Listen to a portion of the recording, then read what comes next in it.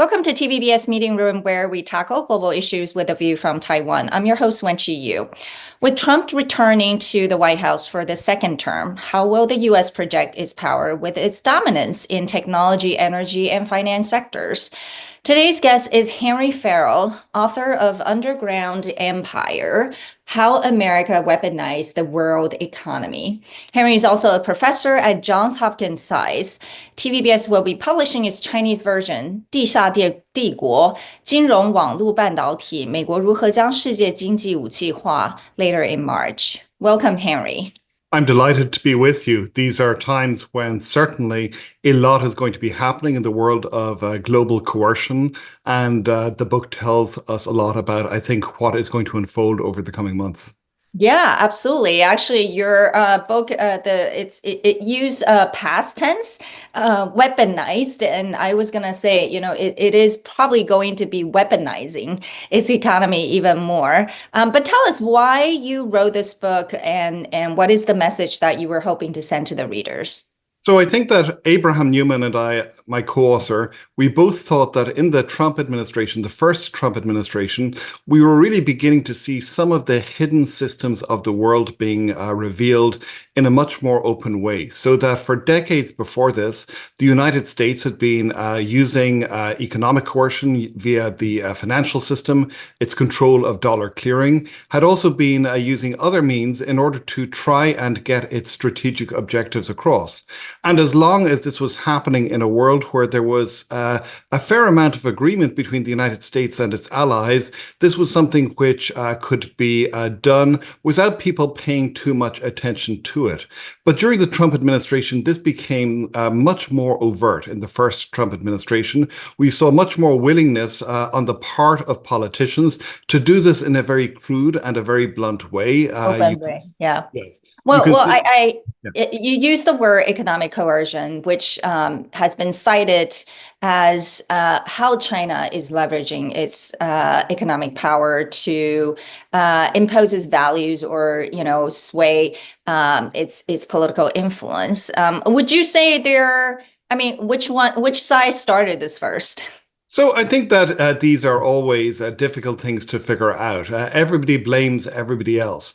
What I will say is that I think that there's some important differences between the kinds of coercion that the United States does and the kinds of coercion that China does. So if you look at China, China primarily uses its control of its domestic markets in order to try to punish countries that it doesn't like, so that the control of access issue. Exactly, right? Exactly. So that Australia says something that China doesn't like about coronavirus, and suddenly Australia discovers that its ability to export iron and other things to China disappears.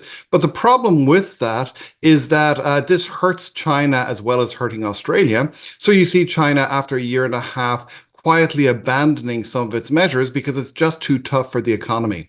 And where the United States has been able to benefit is that a lot of the things that it has done over the last 20 years has been done through effectively making it more difficult for foreign banks, for example, to do business with US adversaries.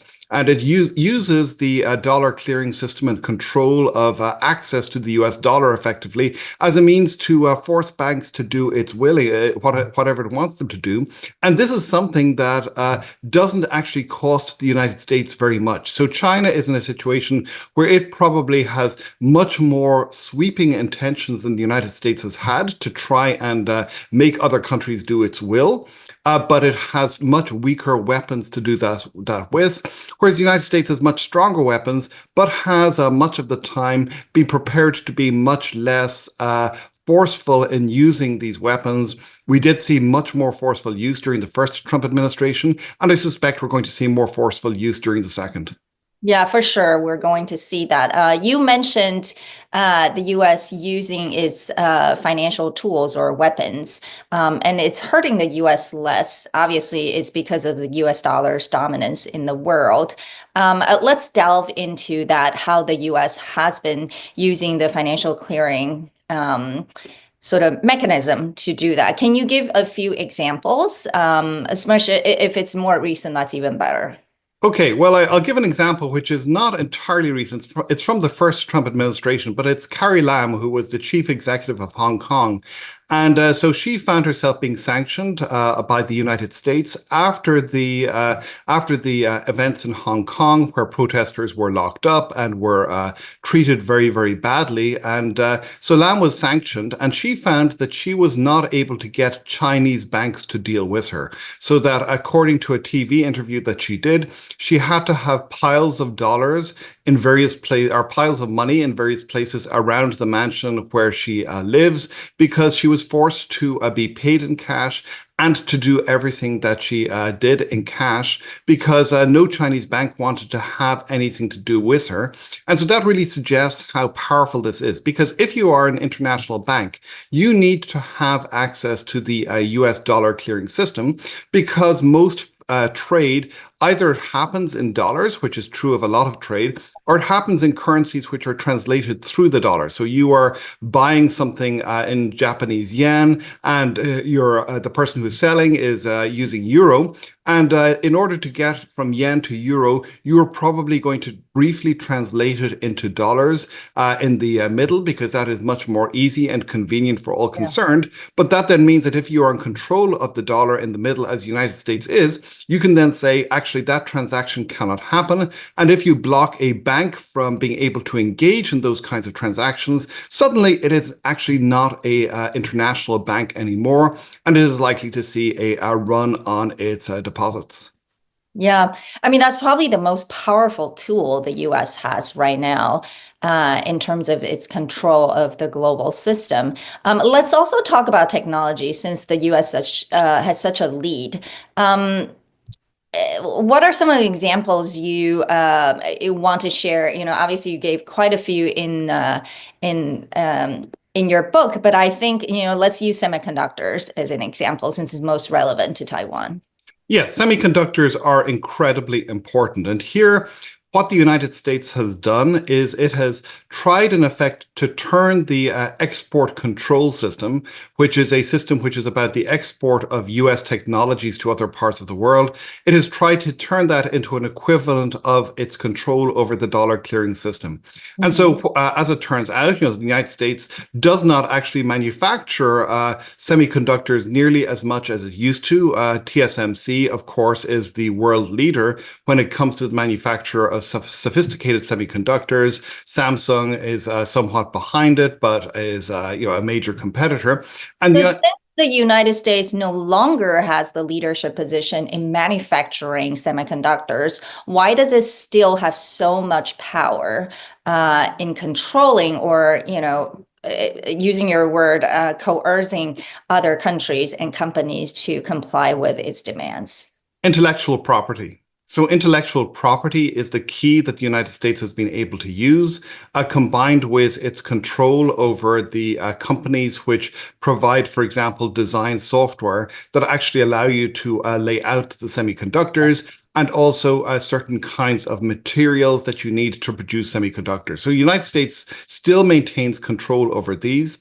And Mhm. during the first Trump administration, it, of course, began to try to use these against Huawei, which is where the whole huge system that we have seen develop over the last number of years developed in actions that were being taken against Huawei. And so what it did then was it discovered that TSMC and other companies were willing, albeit somewhat grudgingly, to comply with US actions, but it turned out it wasn't nearly as effective as the US wanted it to be. So they came up with a new twist on export controls called the Foreign Direct Product Rule, which effectively meant that not only were you not allowed to make semiconductors with US intellectual property or with other US materials if they went past a certain small threshold, but you also were not allowed to make semiconductors or other things using equipment that had been manufactured with a certain amount of US intellectual property. And that really made it into a very, very sweeping set of controls. And one of the weird things that Abe Newman and I discovered when we were writing this book was Chris Miller, who's written a really good history of semiconductors and who describes the moment when the Trump administration decided to do this. And apparently, according to the key official who Miller spoke to, my and Abraham Newman's work on weaponized interdependence, the work that gave rise to this book, was a major inspiration to the Trump administration in trying to figure out how to do this. We don't know how much that is right because, of course, different officials might tell different stories. There probably is a more complex story here, but this is one of those incidents where you have an unexpected influence on the world, perhaps. And frankly, Abe and I have always felt a little bit nervous about that. Yeah. I mean, I also want to talk about TikTok, the most recent, I would say, drama that just over the weekend. And it's quite interesting because using your framework to think about this topic, Trump has also been able to weaponize TikTok users as a leverage for a negotiation in order to hopefully get the parent company's ownerships to Americans' hands. How do you see this case then? Would you say using your framework to explain it?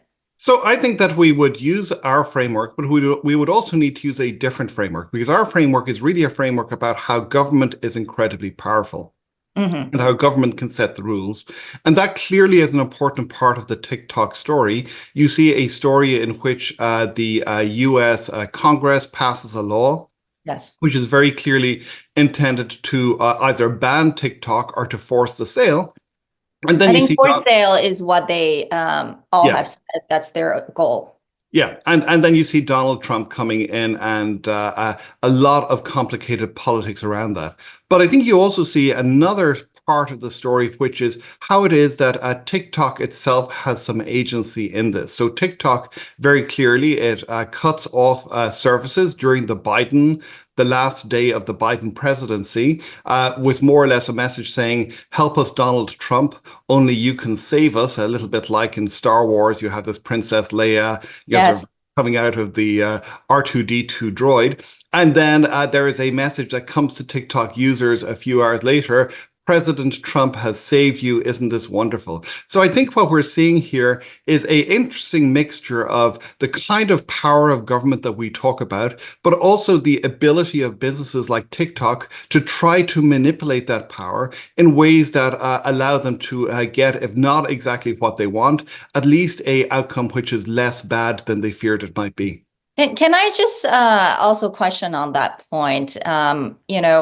Wouldn't you say, because there's a lot of people who kind of feel that TikTok kind of has been colluding with the Trump team to make this sort of temporary out of service for people to feel the pain, but it was all sort of designed intentionally to feel that way. So would you say this is, in this case, using your framework, it may be even more sort of the US government, or at least the Trump team, is wielding its power to have TikTok behave this way? I think that there is a mixture here. It's a really interesting story. And of course, there's a lot happening behind the scenes, which we're not able to see directly. But here's what I would say is happening. This is something which is interesting and unusual, is we are seeing a grafting together of the power of states and the power of business in the United States at the moment, which is in some ways unprecedented. So if you look at where these powers came from, that the United States has been using, these powers have been traditionally exercised for national security purposes. You may like or dislike what the United States does with them, but it's very, very clear that the United States has been using them on behalf of a vision of protecting the national security of the United States and going after adversaries.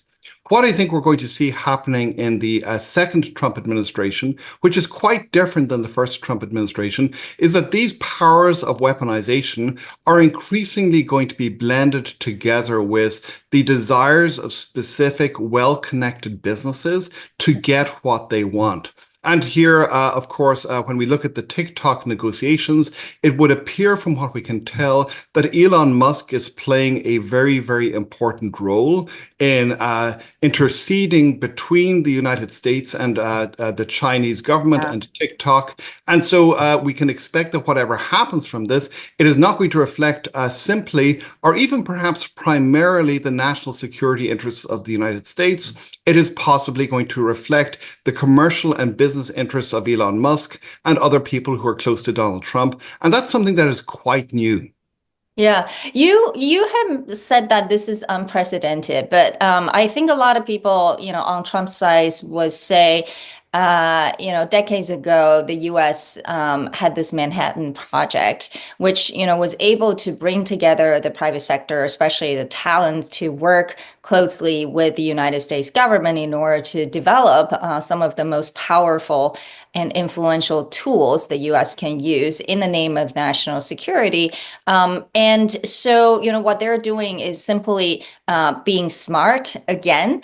And so there's, again, especially now with the AI technologies, there seems to be a desire to make the private industry more aligned with the US government. Would you say so?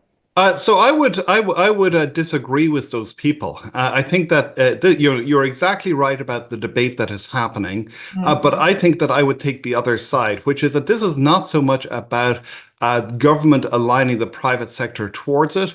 It's about the private sector aligning government towards it. So if you look at the Manhattan Project, if you look at Trinity, if you look at what Oppenheimer and other people did to organize this, this really was the government was in the driving seat, and the objective was a very clear national security objective. The bomb was never going to be privatized. There Mhm. weren't going, there were clearly going to be some interests after the war, as there were in what Eisenhower later calls the military-industrial complex, where you have the defense industry and the role of science, sort of development going together. But equally, if you read what Eisenhower said in that speech where he condemns the military-industrial complex, and that speech is really, I think, where you get a very clear time capsule of what people were thinking there. His worry is not so much that we're going to see the private sector dominating. His worry is that in a world where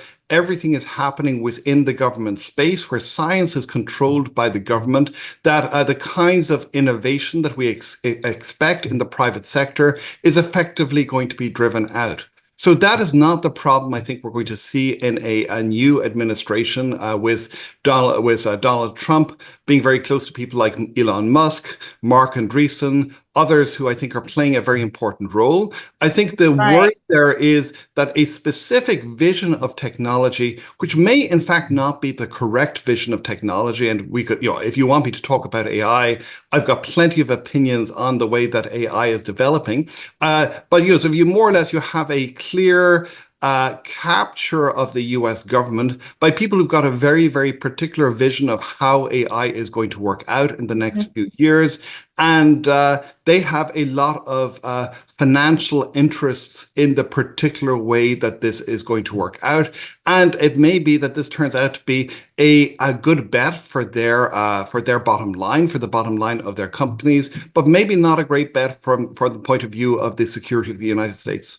Yeah, I think Donald Trump is a special case, right? Because you can question his motive behind, sort of trying to align the industry and the government. But the Biden administration was probably more clear in terms of its intention, using national security. And I do believe, some of the people on the team, prioritize national security and feel that the private sector needs to be more aligned. But you also wrote that in your book, which is very interesting, that by emulating China, in the case of Huawei, right, sort of forcing or coercing other countries to cut ties with Huawei, the U.S. risks strengthening China's power. Can you explain what that means? And also, you said that it's even potentially going to be a greater danger, which is driving China to belligerence. And this is clearly not going to be the thinking of this Trump administration because it strongly believes in deterrence, and even the Biden administration as well. So why do you write this kind of this point? Okay, so I think there are two things here. One is the question of whether or not the United States is going to drive allies away from it, which is one worry. And the other worry is whether it is going to make China more belligerent. So these are two, I think, connected worries, two connected problems that you might have. And I think the first worry really stems from the fact that a lot of the reason why the United States is able to do what it is doing is inertia. That is that if you're another country, if you're another country's bank, and you're looking at the choices that you have, up to a point, you're prepared to go with what the US is doing because this is, because this is what you've always done, because you figure that having some stability, even if that stability is being used in ways that you don't like, is better than having no stability at all. But if we're in a situation, for example, where, as apparently has happened, Donald Trump is threatening allies such as Denmark, I'm sort of saying that he is going to impose perhaps not simply financial and economic weaponization, but even perhaps making threats that could be interpreted as being military threats to force Denmark to give up control of part of its territory. That puts other countries in a very, very different place, and in a place where they are going to start desperately looking for whatever alternatives they have to this system. And if you are a middle of the road United States based policy analyst, you may worry that this may drive them towards China because China is in many ways it is quite as predatory or more so, but it is more predictable. Yeah, Yeah. I want to let's focus on that point. I think, after the first Trump administration, we've seen that, the US wasn't a very popular actor on the world stage, even among the closest allies in Europe. However, they stick with the US, right? So, this question about whether US bad behavior is driving others toward China hasn't seemed to work. Partially, I think, China is not doing that well either, and there's a lot of behavior that people feel some distaste around it. And using the example of Taiwan, for example, I think in Taiwan there's definitely a growing sort of sentiment that is very suspicious, or I should say, cynical about the United States. But would it drive Taiwan toward Beijing? Also not happening. And, even more, actually, feeling this negative feeling about China. So that doesn't seem to work. Well, certainly this is something that the Biden people, when they saw what Trump had done in the first administration, and they saw that in fact people had not withdrawn from the US dominated financial system in the way that they worried, this made them in turn less worried about what the possibilities might be. First, that's the first point. So I think that to some extent supports what you're saying. Equally, a big part of the first Trump administration was that there were officials who were effectively quite deliberately frustrating some of the things that Donald Trump did, and willing to, in effect, soften the blow. So you saw, for example, John Bolton, who was the national security advisor, at one moment where Trump wanted to do a deal with China over Huawei. So Trump says something, and Bolton and people around him managed to get that deal process effectively buried in a lot of bureaucratic red tape so that it never actually happens. So in effect, the first Trump administration was one where many of the wilder instincts of Trump were softened by people effectively deliberately frustrating what he was doing. Now we're in a world where Trump yesterday announced that he was withdrawing security protection from Bolton, who has been targeted by Iranian assassination efforts. And it's very clear that he is expecting a much higher degree of loyalty from his officials, and he's probably going to get it. So I think we're going to see a much wilder Trump in which some of these instincts, which really do have the potential to drive many allies, especially in Europe, who have more options away from him. Those instincts are going to be on full display rather than softened. I guess what I'm questioning you is Yeah. more around would other countries, given national interests, actually turn away from the US toward China? Is that even a possibility? And so, it comes down to probably just sheer power. And probably whether it's Trump or the US government feels that they're confident enough in terms of its power and influence that it's forcing other countries to do certain things that they believe they have to compromise, even if they don't like it, right? Because at the end of the day, out of national interest again, Yeah. they don't really have other options, right? The question is, do they really have other options? In the case of Taiwan, does Taiwan have any other options? Well, And I want to, sorry, I'll let you respond. yeah. No, I think you're right. I think Taiwan is a unique case because Taiwan is sort of less than 100 miles away from the People's Republic of China. Taiwan is dependent upon the continued military support and this extremely complex relationship that the United States and Taiwan have created over the last few decades, where there isn't, of course, recognition, but there is an implicit deal that the United States will continue to protect Taiwan. I think that that really constrains what Taiwan's options are.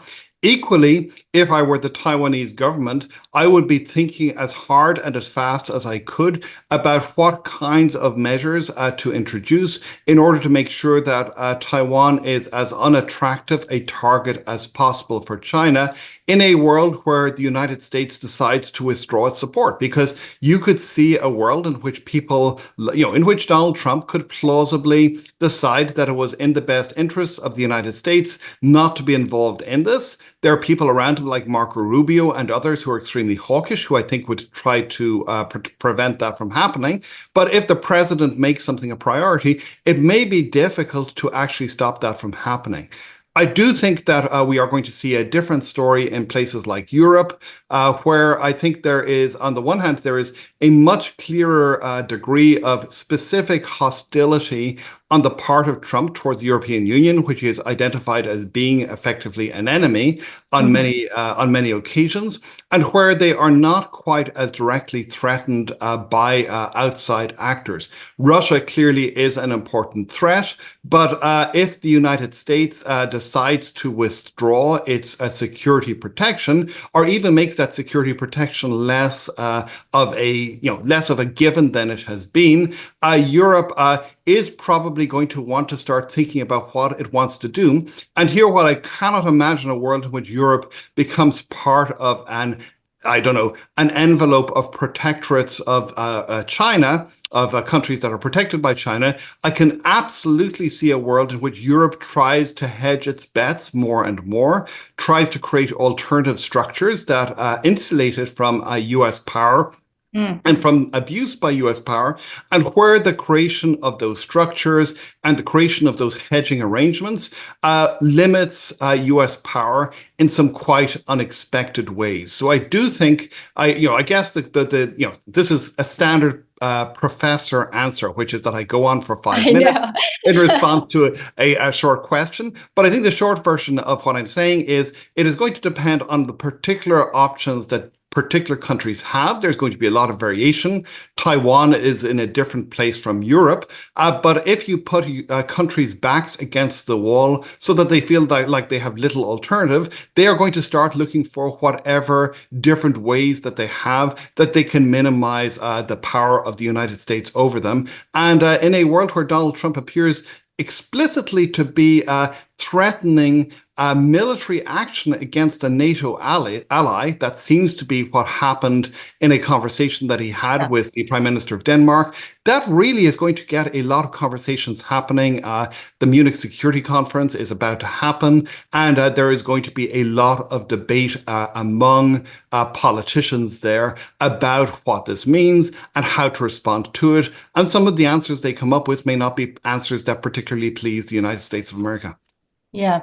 So, with again the new Trump administration, I think your book, ends with the question how the underground empire, which is the United States, can grow toward the sun, the air, not darkness. Um, what is your suggestion? Well, I think that this book was that part of the book. I think is probably written more for a world of Biden administration or a continued Kamala Harris administration than it is for the world that we're in. So I think that the best that we can hope You're for. very pessimistic right Yeah, yeah. now. Well, I think that there are possible ways forward, but I think that the best ways forward is that you hope that there is going to be some degree of limit that the Trump administration is going to encounter, and that some of the more intelligent people within the Trump administration will realize that this extremely unilateralist way of doing politics, the idea, as a senior Republican said yesterday, that the United States is the quote top predator, unquote, and could do more or less whatever it wants, that this is not the way in which the United States can best preserve its power and its authority in the international system.